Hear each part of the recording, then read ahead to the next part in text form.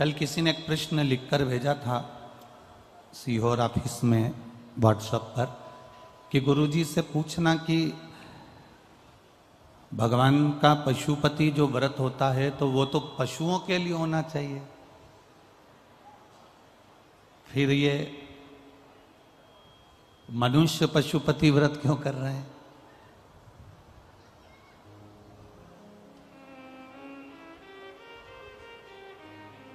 अब प्रश्न उसने करा और लिखकर भेजा कि ये व्रत तो पशुपति नाथ का है। अब उसको समझाए कौन?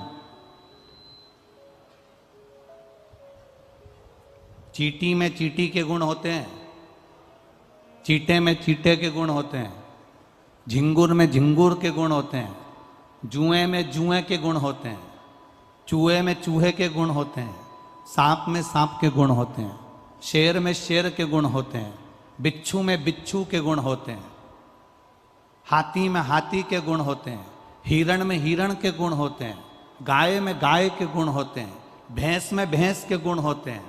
पर एक मनुष्य ऐसा है इसमें सबके गुण होते हैं।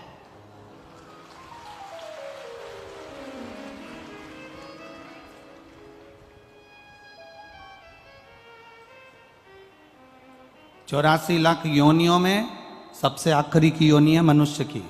इससे पहले वो जुआ भी बनाए, इससे पहले वो चींटी बनाए, इससे पहले वो झिंगुर बनाए, इससे पहले वो सांप बनाए, इससे पहले वो शेर बनाए, इससे पहले वो गीदड़ बनाए, इससे पहले वो चीता बनाए, इससे पहले वो हाथी बनाए, इससे पहले वो सांप बनाए।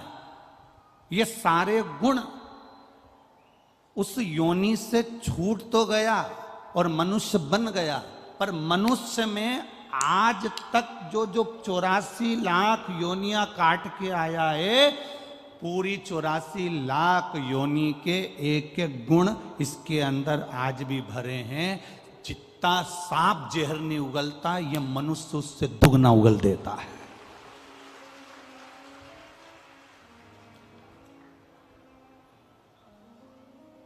जितना शेर नहीं खाता उतना ये मनुष्य दुनिया का प्रॉपर्टी, धन दौलत, दूसरे का पड़ा हुआ मोबाइल मिल जाए, अंगूठी मिल जाए, चेन मिल जाए, सामान मिल जाए, पूरा खा जाता है। किसकी बात कर रहे हो? जिसने प्रश्न किया उसने कहा कि पशुपति व्रत तो केवल पशुओं के लिए होता है। तो शिव महापुराण की कथा कहती है 84 लाख योनियां काटते काटते मनुष्य की योनि में आए हो, और मनुष्य की योनि में ये सारे गुण जितने जीव जंतु के हैं, पशुओं के हैं, पक्षियों के हैं, ये सारे गुण तुम्हारे अंदर भरे हुए हैं। इसलिए पशुपति नाथ का व्रत जब मनुष्य करता है तो उसके पूर्व की जितनी योनियां निकली हैं, उसके गुण जो इसके अंदर भरे हुए हैं, वो गुण इसके समाप्त होते हैं और भगवान फिर इसका हाथ पकड़कर इसका कल्याण कर देता है। कई लोग कहते हैं ये सियोर वाले महाराज का निकाला हुआ व्रत है, हमने शिव पुराण पढ़ ली, हमने इतनी सारी पुराण पढ़ ली, हमको कहीं से पशुपति व्रत नहीं मिला, ये तो सियोर वाले ने निकाल दिया ना जाने कहां से। ईमानदारी की बात बोलना, इतने सारे पंडाल में लोग बैठे और इतने लोग आस्था चैनल पर सुन रहे हैं, इतने लोग फेसबुक यूट्यूब पर सुन रहे हैं, इतने सारे लोग मोबाइल पर सुन रहे हैं, ऐसा कोई व्यक्ति नहीं होगा जिसने पशुपति व्रत नहीं करा होगा, और ऐसा कोई व्यक्ति नहीं होगा जिसने पशुपति व्रत करा और भोलेनाथ ने सुना नहीं होगा। सबकी सुनी तब लोग कर रहे हैं। ये उसके भीतर की जो पशुता है, उसके भीतर में जो पूर्व में जो कर्म कर कर आया है, 84 लाख योनियां काटते काटते काटते काटते जो मनुष्य की देह में आया है, और पूर्व का जो गुण उसके अंदर भरा हुआ था, ये व्रत करने से वो उसके पुराने गुण अवगुण सारे के सारे समाप्त होते चले गए, और उसने भगवान शंकर की भक्ति कर कर शिव जी ने उसका हाथ पकड़ लिया और उसका कल्याण मेरे भोलेनाथ ने कर दिया। ये शिव की कृपा से हुआ।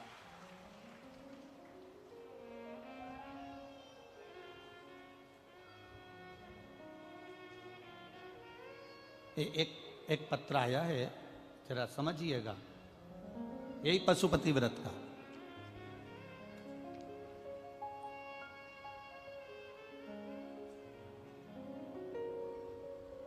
मेरा नाम रेखा पांडे है और मेरे पति का नाम मनोज कुमार पांडे है। ग्राम लूलटपुर, पोस्ट केथोली, जिला मैनपुर। मैनपुरी, लुलटपुर है ये, लुकटपुर है कि लुलटपुर है, पोस्ट केथोली, जिला मैनपुरी से आई हूं। कहीं बैठी हैं? कहीं बैठी हो तो हाथ हिला सकती हैं। अगर कहीं बैठी हो तो दोनों हाथ ऐसे एक बार हिला दें तो दिख जाएंगे। मेरा नाम रेखा पांडे, मेरे पति का नाम मनोज कुमार पांडे। पत्र आप टीवी पर भी पढ़ सकते हो, एलईडी पर पढ़ सकते हो, मोबाइल पर पढ़ सकते हो। मैनपुरी से आई हूं, लुलटपुरा, पोस्ट केंथोली, जिला मैनपुरी से हूं।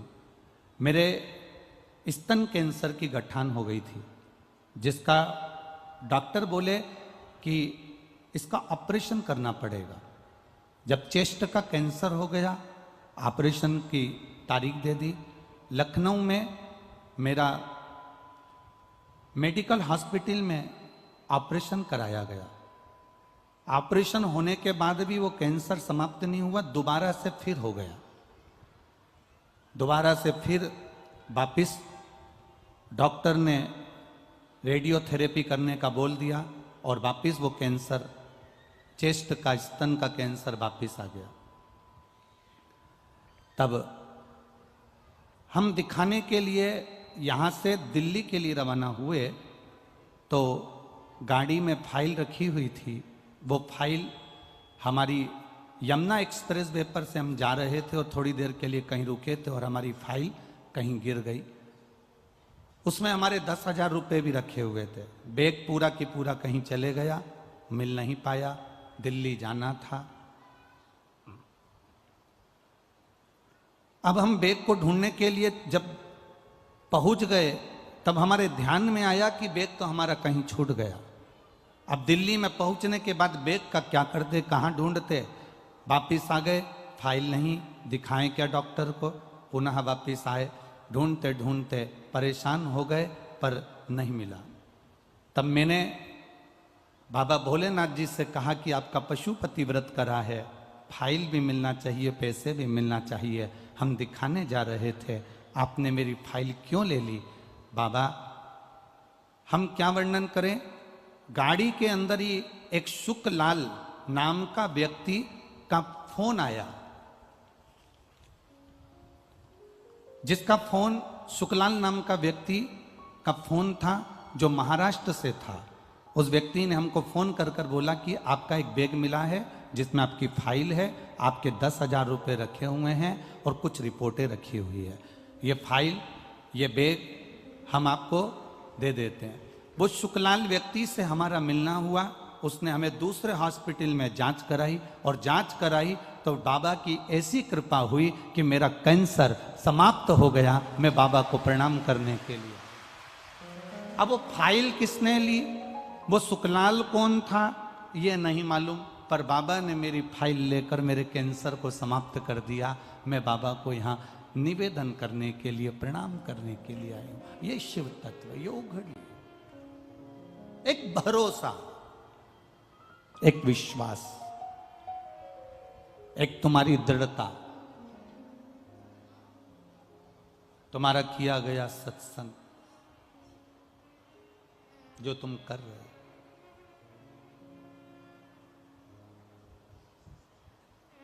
तुम्हारी करी गई भक्ति, तुम्हारा करा गया स्मरण, वो खाली नहीं जाएगा।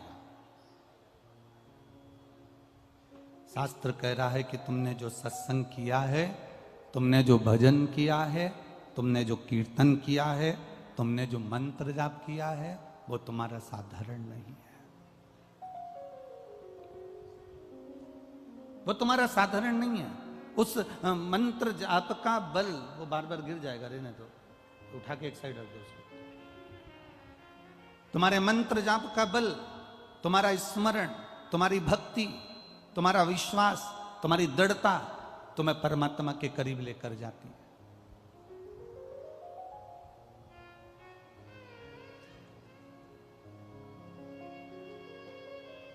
इस पंडाल में एक लड़का आया हुआ है, मथुरा के नजदीक का। वो उसने कोई कंपटीशन एग्जाम दिया था और उस कंपटीशन एग्जाम को देने के बाद में वो बच्चा बाबा से विनती कर कर गया था अलवर में कि बाबा बस आप कृपा करना तो मेरी नौकरी लग जाएगी। और वो बच्चा कहीं पर बैठा हुआ हो तो हाथ हिला सकता है। उस अलवर में कथा के पंडाल में प्रार्थना कर कर गया था और कहकर गया था, सियोर वाला महाराज बोलता है 3 महीने में तू सुनता है, पर मेरा रिजल्ट जल्दी आने वाला है, संभाल तू लेना। और बाबा ने उसको नौकरी दी है, बाबा ने सरकारी नौकरी उसको प्रदान करी। ये शिव तत्व है, ये ओघड़ी है, वो त्रिकालदर्शी कैलाशी अविनाशी, ये उसी का स्मरण है हमारा।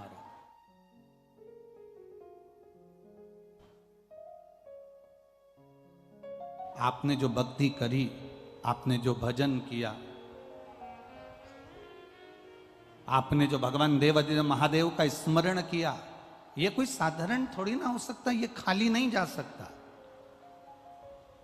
शिव महापुराण की कथा कहती है, जितना जितना भजन आप बाबा का करते हो, जितना जितना आप भगवान को याद करते हो, जितना जितना आप मेरे ओघड़दानी का स्मरण करते हो, जितना जितना आप मेरे देव अधिदेव महादेव का भजन करते हो, उतना उतना मेरा महादेव आपका भी स्मरण करता है, आपका भी भक्ति करता है। ऐसा नहीं कि मेरा बाबा आपको याद नहीं रखता।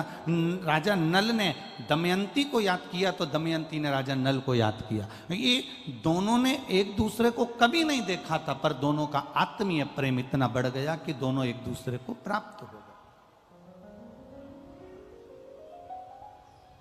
और भूल के वश करते करते समय निकल गया, और समय के अनुसार, उस समय के अनुसार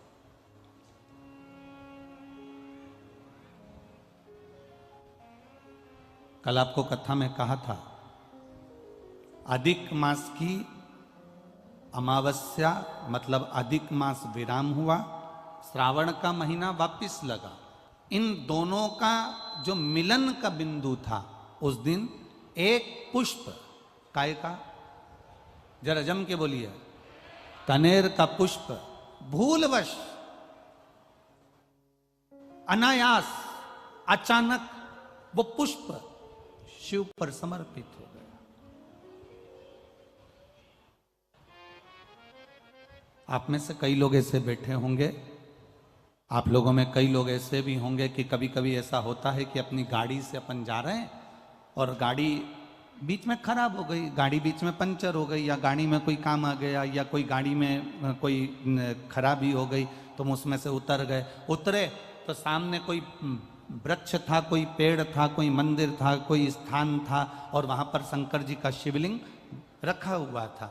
भूलवश अब तुम्हें उस मंदिर में नहीं जाना है, तुम्हें उस पेड़ के नीचे नहीं जाना है, तुम सोच कर नहीं गई थी कि मैं इस पेड़ के नीचे जाऊंगी, यहाँ पर शिवलिंग मिलेगा, यहाँ मैं जल चढ़ाऊंगी, यहाँ शंकर जी का भजन करूंगी, यहाँ स्मरण करूंगी। ये तुम्हारे अंदर ये भाव नहीं था। वो तो तुम्हारी गाड़ी पंचर हो गई, तुम्हारी गाड़ी में खराबी हो गई, तुम्हारी गाड़ी में कोई तकलीफ हो गई, तुमने गाड़ी को खड़ा करा, गाड़ी वाला गाड़ी जोड़ रहा था, गाड़ी वाला गाड़ी सुधार रहा था, तुम इतनी देर में उस पेड़ के नीचे चली गई जिस पेड़ के नीचे शंकर भगवान का शिवलिंग था। तुमने भूलवश उस शिवलिंग के पास बैठे और मुख से श्री शिवाय नमस्तुभ्यम कह दिया, तुमने भूलवश ओम नमः शिवाय कह दिया, तुमने भूलवश नमः शिवाय कह दिया, तुमने भूलवश जय राम जी की, तुमने भूलवश जय श्री कृष्णा, तुम्हारे मुख पर जो आया, ओम नमो भगवते वासुदेवाय आ गया, राम नाम आ गया, कृष्ण नाम आ गया, शिव नाम आ गया, तुम्हारे ऊपर मुख पर श्री शिवाय नमस्तुभ्यम आ गया, तुमने जो मन से आया वो तुमने कह दिया।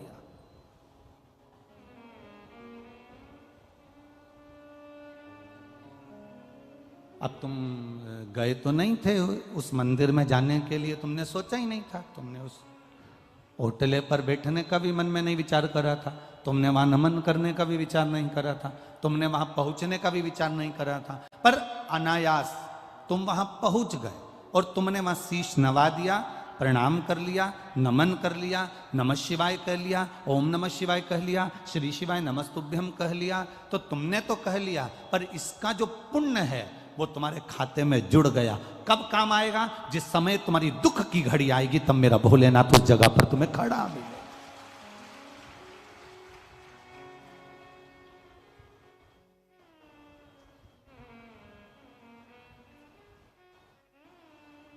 ये कितने लोग यहाँ पर रात रात भर लोग पंडाल के अंदर सोते हैं, पड़े रहते हैं, भजन करते हैं, कीर्तन करते हैं। मैनपुरी वाले आए हो कि नहीं आए? रात को कभी दर्शन करने आए आप लोग? आए हो रात को दर्शन करने के लिए? आनंद आता है ना? रात्रि के समय सब भगवान की ढोलक मंजीरा पीट पीट के भक्ति करते हैं। और दानदाता भामाशाह मैनपुरी के जो दानी है वो दोनों हाथों से इनको कोई केसर का दूध, कोई हलवा, कोई पूड़ी रात को भी आकर इनको बांट कर जाते हैं। तो वो एक दर्शनीय होता, उसका दर्शन जरूर करिएगा। मैनपुरी वालों से कहूंगा, नवयुवक बेटा बेटियों से कहूंगा, छोटे छोटे बच्चों से कहूंगा, बुजुर्गों से कहूंगा, अगर ये दर्शन नहीं कर पाए तो समझ लेना कि बाद में पछताओगे कि हमारे गांव में हीरा आया था और हम बटोर नहीं पाए, ये हमारे नगर में हीरा आया और हम देख नहीं पाए। तो कभी रात्रि के समय पर आकर एक चक्कर लगा कर जाना। रात्रि के 10 बजे, 11 बजे, 12 बजे, 1 बजे, तुम्हारी मर्जी पड़े उतनी बजे आना। रात्रि भर यहाँ पर सोने वाले भक्त भगवान की अविरल भक्ति में डूबे रहते हैं, भगवान के भजन में डूबे रहते हैं। लोग कहते हैं कि गुरुजी इस भूमि का प्रताप क्या हो जाता है? मिट्टी आप कहते हो कि सिर पर लगा कर जाना, इस मिट्टी में ऐसा क्या आ जाता है? हमने कहा मिट्टी में केवल इनके भक्ति का बल, भजन का बल, स्मरण का बल, सत्संग का बल बढ़ जाता है। रात दिन शंकर के नाम का नाम, रात दिन भगवान की भक्ति करना, भूमि भी सिद्ध हो जाती है। जब हमारे शरीर से ये रज लगती है तो ना जाने कितने रोगों को समाप्त कर देती है और हमारे जीवन का कल्याण कर देती है। तेरे मंदिर में आना मेरा काम है और मेरी बिगड़ी बनाना तेरा काम। कभी मौका लगे और घर के बच्चों से तुमने कहा और उनने सुन लिया कि तुमने बोला, ए छोरा चल मुझे जरा ले चल तो जरा, वहां कथा हो रही है, थोड़ा दर्शन वर्शन करा ही दे मेरे को। अब तुमने तो बोल दिया कि दर्शन करा दे। छोरे ने मान लिया और तुम्हें लेकर आ गया। एक बार अगर वो छोरा भी तुमको लेकर आ गया तो 50 बार विचार करेगा कि भक्ति इसको कहते हैं, सत्संग इसको कहते हैं।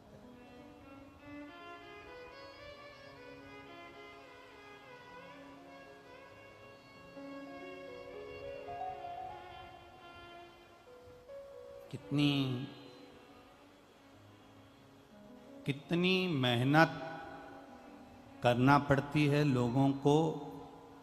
यहाँ तो बहुत सारे लोग बैठे हैं, हम क्या कहें। एक राजनेता भी होता है ना, तो उसको जब बहुत सारी भीड़ इकट्ठी करना पड़ती है तो कजन कितना खर्च करना पड़ता है, कजन कितना। इनके दरवाजे पर कोई चावल देकर नहीं आया, इनके दरवाजे पर कोई निमंत्रण देकर नहीं आया। ये अड़भंगे हैं, अड़भंगे, ये चले आते।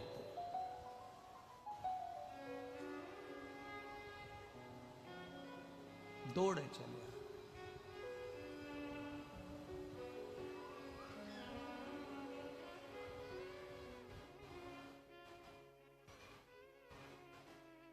और मेरे बाबा तेरा सहारा है, मेरे बाबा तेरा सहारा है, मेरी नैया का तू किनारा है, मेरी नैया का तू किनारा है। ये अड़भंगे भक्त हैं, इनको बुलाने की जरूरत नहीं पड़ती, इनको निमंत्रण देने की जरूरत नहीं पड़ती है, ये आ जाते हैं दौड़कर। बस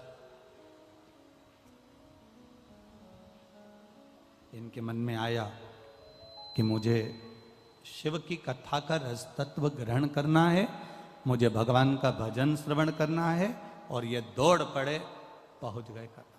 अड़भंगे।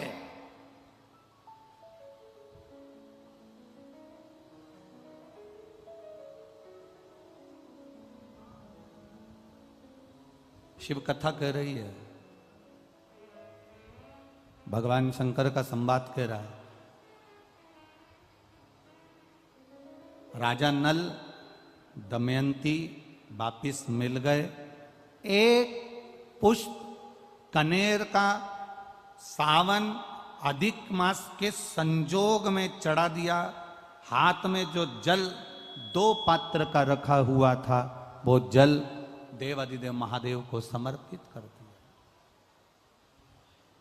वो जल देवाधिदेव महादेव को दे दिया।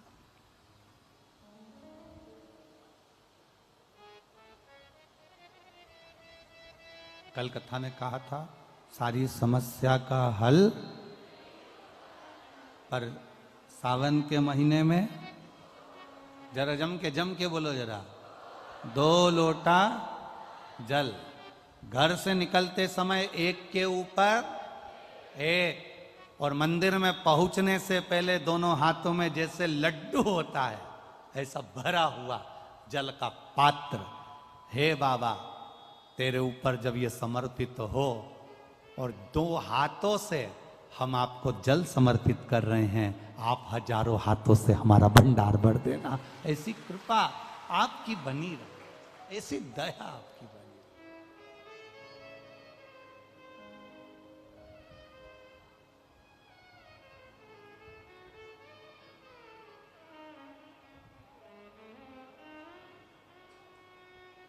और जब तक आपकी दया नहीं होगी तब तक ये सुख नहीं मिल सकता। जब तक आपकी कृपा नहीं होगी तब तक ये आनंद नहीं मिल सकता। पर कभी कभी ऐसा होता है, इतनी ठोकर खाने के बाद भी अगर आपको वापिस राज सत्ता मिल गई, ये वैभव मिल गया है, तो निवेदन है कि अहमता में ना फूलें। कभी कभी कुर्सी का पद, सत्ता का पद, प्रतिष्ठा का पद, वैभव का पद, आतिथ्य का पद, ये कहीं हमको अहमता प्रदान कर देता है।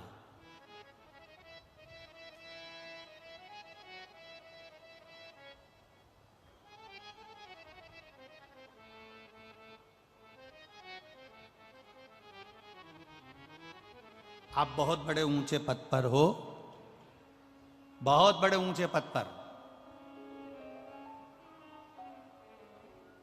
सती मैया कोई कम पद पर थी क्या? शंकर भगवान की धर्म पत्नी थी माता सती।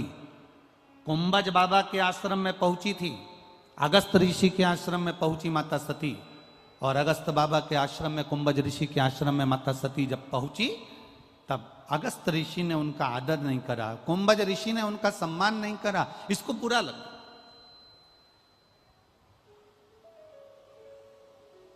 इसको बुरा लगा कि बताऊं, मैं यहाँ कथा सुनने के लिए आई हूँ, मैं यहाँ पर पहुंची हूँ, अगस्त बाबा के यहाँ पर मैं आई हूँ, कम से कम इनको मेरा आदर करना था, बैठने के लिए आसन देना था, सत्कार करना था। शंकर भगवान ने कुंभज ऋषि को प्रणाम करा, शंकर भगवान ने अगस्त ऋषि को नमन करा, पर सती मैया ने ना अगस्त ऋषि को प्रणाम करा, ना सम्मान करा, ना आदर दिया। कुंभज ऋषि तो अपनी भक्ति में लगे हुए थे, नेत्र बंद कर भगवान का भजन कर रहे थे, पर प्रणाम करना था माता सती को, पर सती ने आदर नहीं करा। बल्कि सती ने शिवजी से कहा कि अपन जहां जाते थे, नारायण के घर गए, उनने अपन को आसन दिया, इंद्र के घर गए, उन्होंने अपन को आसन दिया, ब्रह्मा जी के घर गए, उन्होंने अपन को आसन दिया, आसन नहीं दिया। या अगस्त ऋषि के यहां अपन आए और अपने को आसन नहीं मिल रहा। शंकर भगवान ने कहा कि परमात्मा के दरवाजे पर, गुरु के दरवाजे पर, माता पिता के दरवाजे पर, घर के बड़ों के दरवाजे पर कभी सम्मान का विचार मत करना कि मुझे आदर मिले, मुझे सम्मान मिले।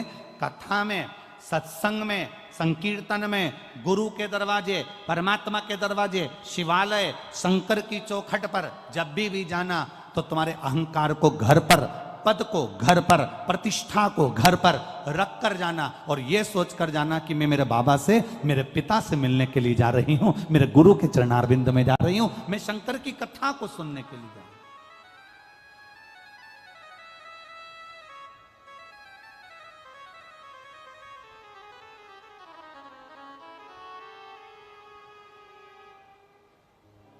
कभी कभी एक अनुभव वाली बात कर देते हैं। कभी आप बहुत ऊंचे ओहदे पर हो ना, और अगर कथा में पहुंच भी रहे हो ना, और अगर मान लो कहीं जगह नहीं मिली हो, तुम किसी को ऊपर नाराज मत होना, बल्कि उनसे कहना भैया मेरे को कुर्सी और सोफा मत दो, मुझे नीचे बिठा दो। कारण उसके सामने बस एक बार में पहुंच जाऊं, बाकी की कुर्सी और सोफा दिलाना तो उसके हाथ में है, वो कौन सी कुर्सी दिला देता। आपसे निवेदन है, केवल मैं कथा में आऊं तो मुझे एक बार उसके चरणों में ले जाकर बिठा दो, बस एक बार उसके चरण तक पहुंच जाओ।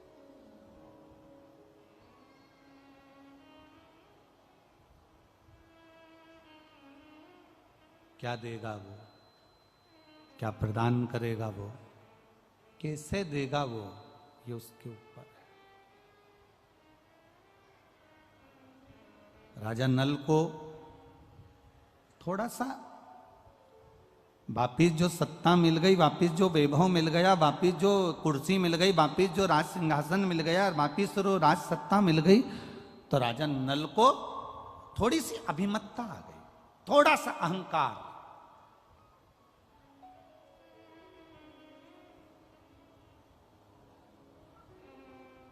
और ये अहंकार टूटता वही है जहां भगवान शंकर का भक्त होता है, या शिव की स्तुति कहीं हो रही हो, ये अभिमान टूटता वही है।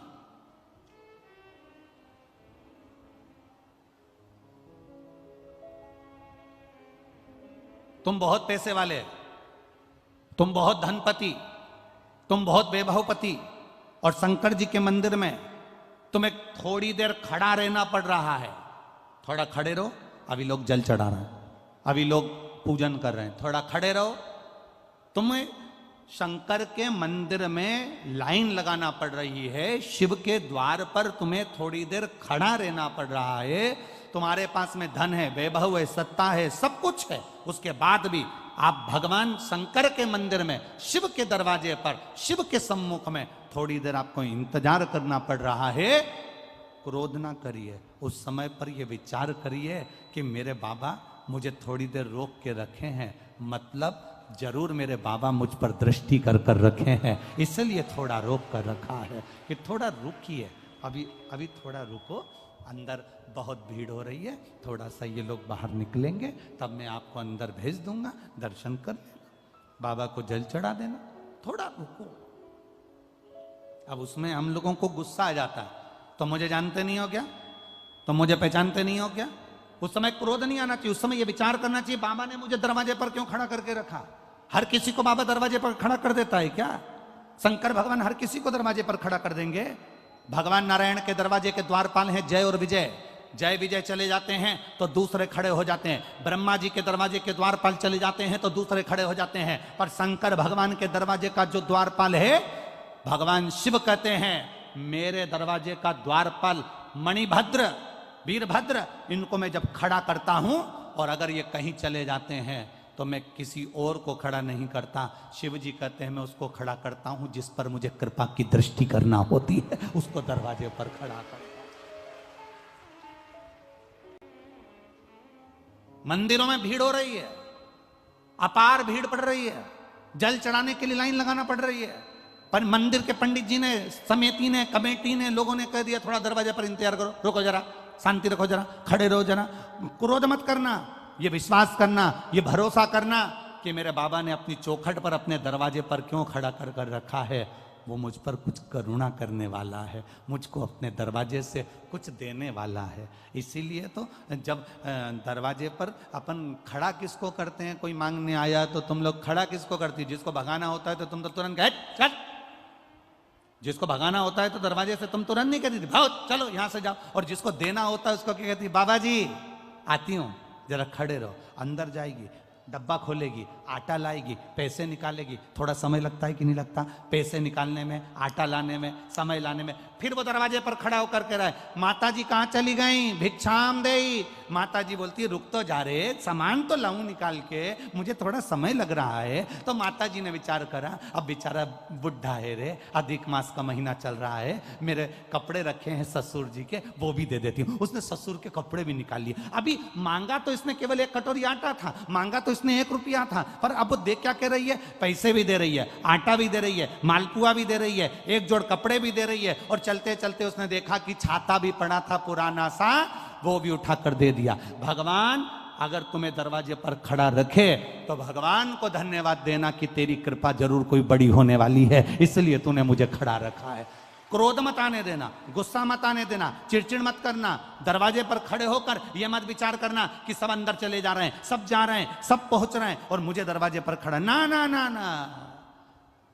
अरे तेरा ही दिया मैंने खाया पिया है, तेरा शुक्रिया है, तेरा शुक्रिया, मुझे भोले बाबा ने बहुत दे दिया है, तेरा शुक्रिया है, तेरा शुक्रिया।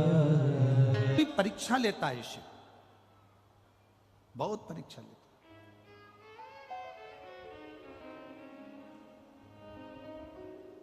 कभी कभी मेरा भोलेनाथ आपके अहंकार को तोड़ भी देता। रावण शंकर भगवान का कितना बड़ा उपासक था, लंकाधिपति रावण शिव जी का इतना बड़ा उपासक था कि शंकर जी को गोदी में उठाकर लंका लेकर जा रहा था। जरा विचार करिएगा,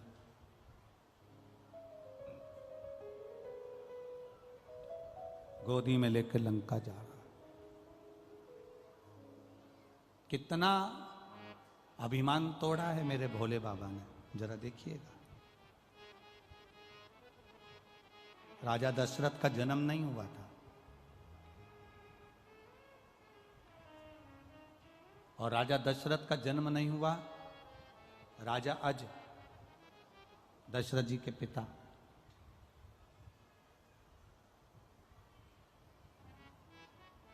रावण ने विचार करा कि मैंने सब दूर की सत्ता को अपना बना लिया, केवल एक अयोध्या बची है, इसको मैं अपना बनाऊंगा।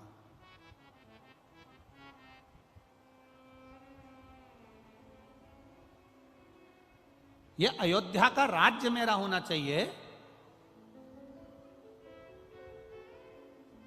रावण अयोध्या के राज्य को अपना बनाना चाहता था। यह अयोध्या मेरी होना चाहिए, इंद्रलोक मेरा हो गया, देवलोक मेरा हो गया, सारा मृत्युलोक के जितने राज्य हैं सब मेरे हैं। केवल एक अयोध्या थी जो लंका के राजा रावण की नहीं थी।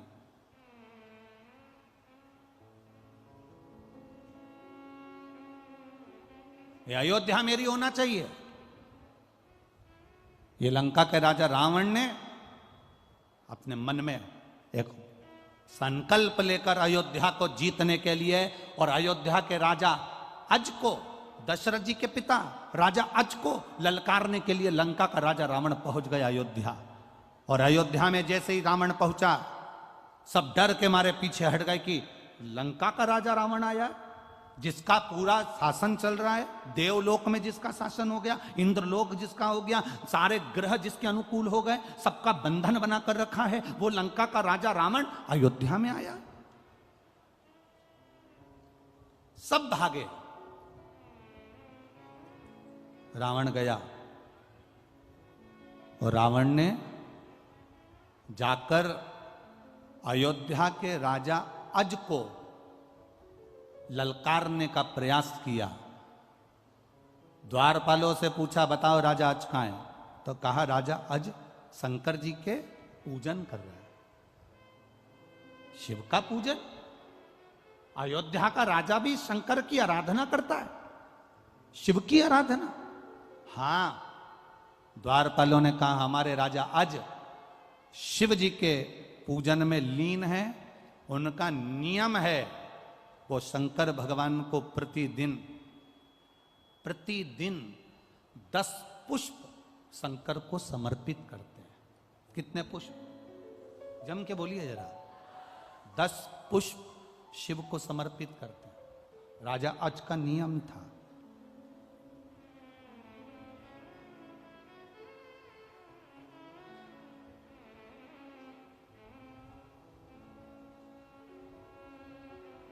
ये जो आप लोग सोचते हैं ना कि भगवान को हम बेलपत्री एक दे रहे हैं, एक चावल का दाना दे रहे हैं, एक दुर्वा दे रहे हैं, एक लोटा पानी दे रहे हैं, 2 लोटे पानी दे रहे हैं। सारी दुनिया के लोग हंसते हैं कि दुनिया के लोग सीहोर वाले महाराज के चक्कर में पागल हो गए।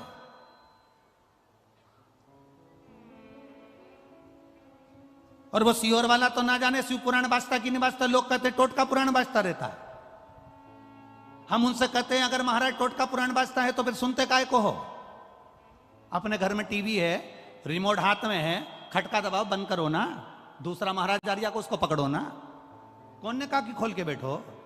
टीवी तुम्हारी, रिमोट तुम्हारा, घर तुम्हारा, तुरंत चेंज। सीहोर वाला महाराज एक एक पुराण में से एक एक चीज निकालते आपके सम्मुख में रखने का प्रयास करते हैं। ये देखिए 10 पुष्प राजा अज जो शंकर भगवान को देते थे, वो 10 पुष्प चढ़ाने का फल क्या हुआ कि जिस दिन राजा अज को लगा कि मेरे घर में औलाद नहीं है, तब राजा अज विचार में पड़ गए और शंकर जी की आराधना करने लगे। तो एक एक रथ शंकर के शिवलिंग के पास में से निकलकर बाहर आने लगे। जब 9 रथ निकलकर बैकुंठ चले गए, तब 10वां रथ निकलकर बाहर आया और उस रथ पर एक बच्चा रो रहा था। वो दशरथ कहलाया। वो 10 पुष्प का फल दशरथ के रूप में मिल गया था राजा अज को।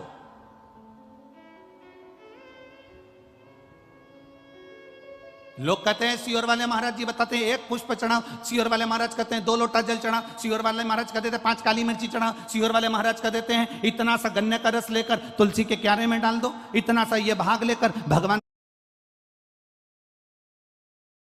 का पूजन कर दो, तिल्ली का ये भाग ले लो, तो गेहूं के 11 दाने ले लो कि 21 दाने ले लो।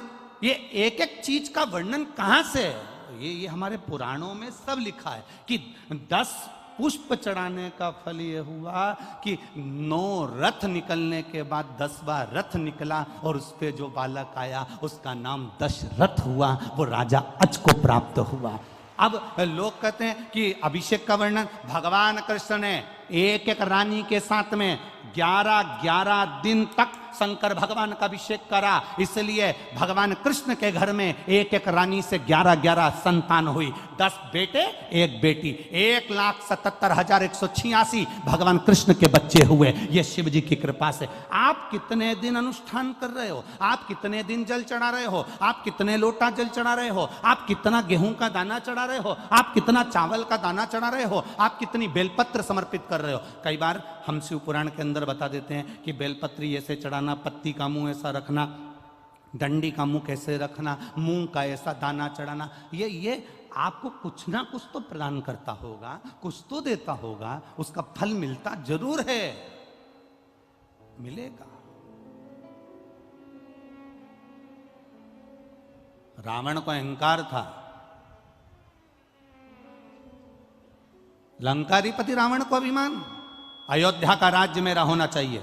रावण पहुंच गया अयोध्या का राज्य पाने के लिए, ललकारने के लिए राजा अच को, अयोध्या के राजा अच को ललकारने के लिए गए। आवाज लगाई, द्वारपालों ने कहा वो शिव जी की पूजन कर रहे हैं। शिव की पूजन कर रहे हैं? हाँ।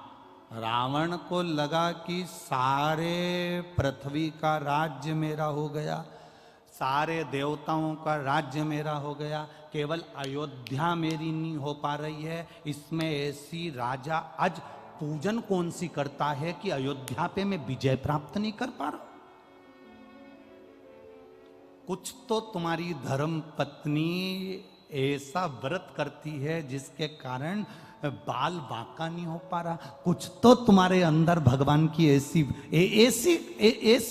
दृष्टि है कि दुनिया तुम्हारा पांव खींचकर नीचे फेंकना चाहती है और भोलेनाथ ने हाथ पकड़कर तुम्हें ऊपर उठा रखा है। कुछ तो है तुम्हारे साथ में, कुछ तो है। तो कई लोग कह देते हैं इतना बड़ा एक्सीडेंट हुआ बच गए, इतना बड़ा एक्सीडेंट हुआ बच गए। समझो क्यों बच गए। जरूर उसने तुम्हारा हाथ पकड़ कर रखा है। सारी दुनिया पांव पकड़कर पीछे खींच रही है। सारी दुनिया चाहती है कि तुम हारो, सारी दुनिया चाहती है कि तुम नीचे गिरो, सारी दुनिया चाहती है कि तुम आगे ना बढ़ पाओ। पर कोई तो है तुम्हारे साथ में, कोई तो एनर्जी है तुम्हारे साथ में, कोई तो बल है तुम्हारे साथ में जो तुम्हें गिरने नहीं दे रहा। वो बल राजा रावण कहता है भगवान उस अयोध्या के द्वारपालों से मुझे देखना है कि आज अयोध्या का राजा आज कौन सी पूजन कर रहा है। शंकर की ऐसी कौन सी पूजन है जो अयोध्या मेरी नहीं हो पा रही है। शिव की ऐसी कौन सी आराधना है जो अयोध्या मेरी नहीं हो पा रही है।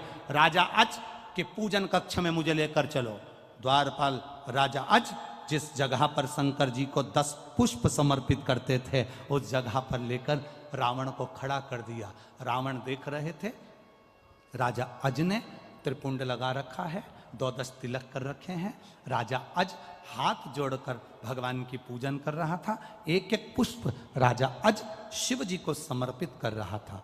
कभी गौरा रानी की जगह पर, कभी अशोक सुंदरी की जगह पर, कभी गणेश जी की जगह पर, कभी षडानंद कार्तिकेय जी की जगह पर, कभी उस जया विषहरा शामरी बारी दौतली देव का स्मरण कर कर शिव पर जल चढ़ाते हुए पुष्प चढ़ा रहे थे राजा अज।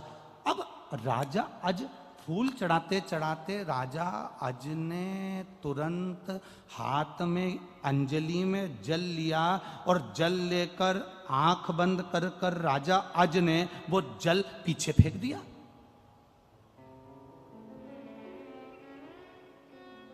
रावण विद्वान था,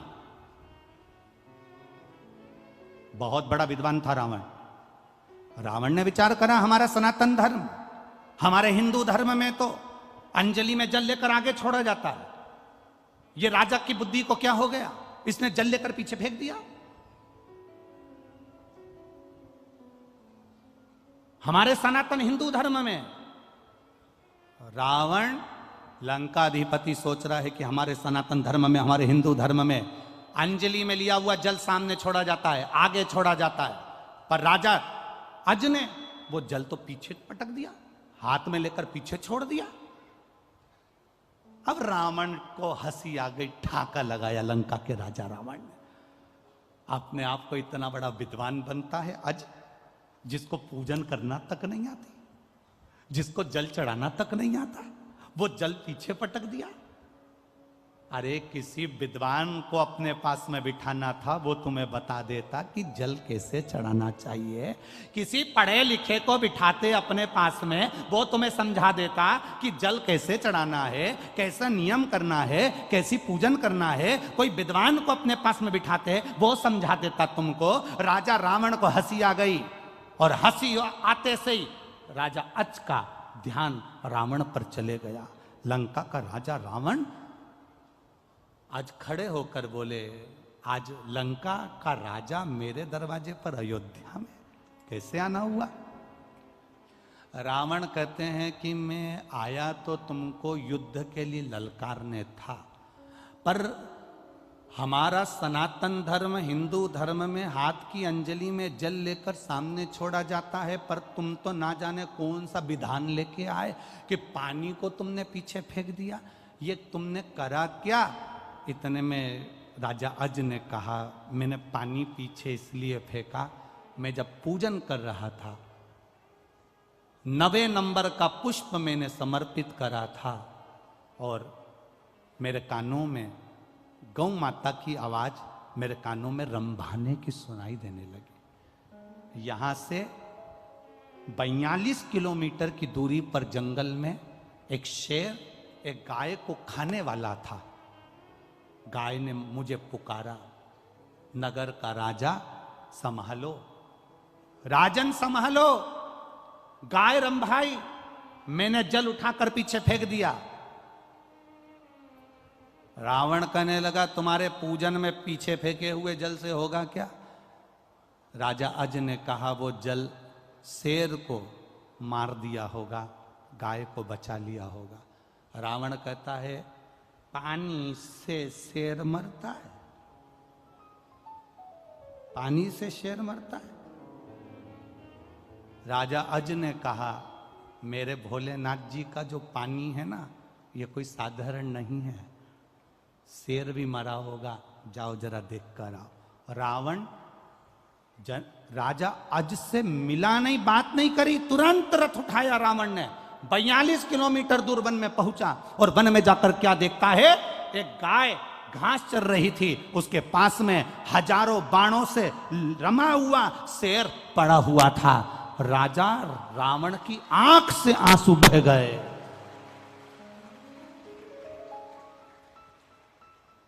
राजा रावण की आंख से आंसू बह गए और रावण तुरंत वापिस राजा अज के पास आया कि ये जल पीछे फेंका और वो बाण बनकर शेर को लग गए, ये जल था कौन सा? तब बाबा राजा अज ने कहा ये जल साधारण नहीं, शंकर की पूजन में जो जल चढ़ता है वो ना जाने कितने बाणों के बराबर हो जाता है और जीव की रक्षा कर लेता है।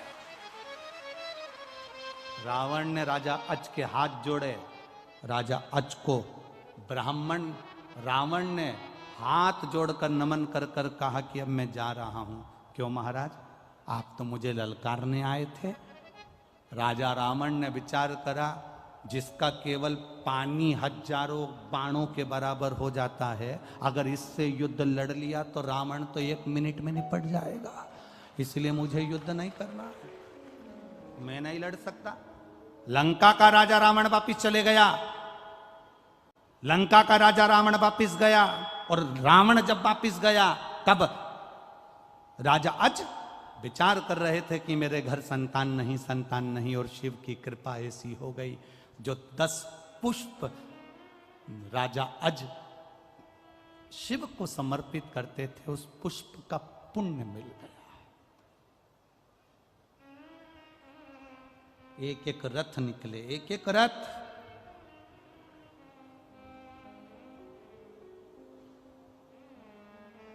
9 रथ पूरे हुए, 10वां रथ आया, इसलिए नाम क्या पड़ा?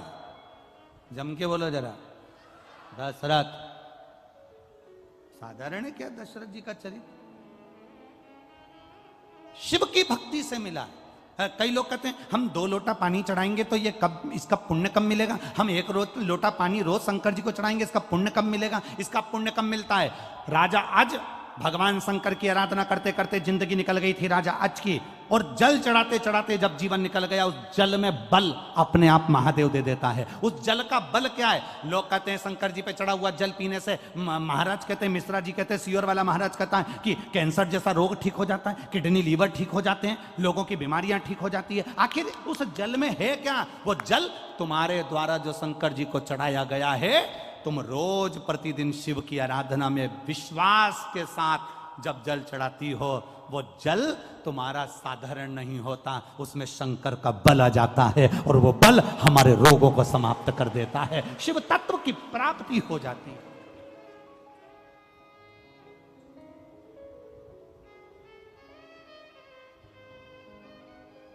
अब वो लंका का राजा रावण तो कितना विद्वान था। लंका का राजा रावण भी हंसा था राजा अज को देखकर जब उनने पानी पीछे फेंका।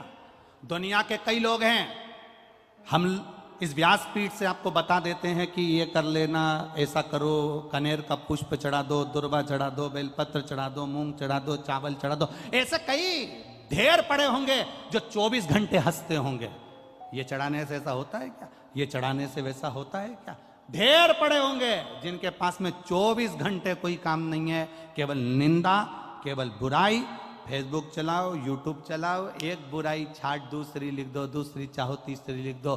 जब जब आप कोई अनुष्ठान करने बैठोगे, जब जब आप अभिषेक करने बैठोगे, जब जब आप बेलपत्र चढ़ाने बैठोगे, जब जब आप कनेर का पुष्प चढ़ाने के लिए जाओगे, दूसरे तुम्हारे पास में आकर हंसेंगे और तुमको उस जगह से हटाने का प्रयास करेंगे। समझ लेना कि वो इसलिए आया है कि हमारे मन का मनोरथ पूर्ण ना हो, इसलिए वो बीच में अड़चन डालने के लिए आया है। पर अगर तुम्हारा विश्वास पक्का है और तुमने एक दुर्वा, एक बेलपत्र, एक कनेर का पुष्प भी, एक चावल का दाना भी, एक लोटा जल भी अगर विश्वास के साथ शिव जी को समर्पित करा है, तो फिर शंकर तुम्हें खाली नहीं छोड़ता, झोली भर कर ही छोड़ता है। ये निश्चितता है उसकी।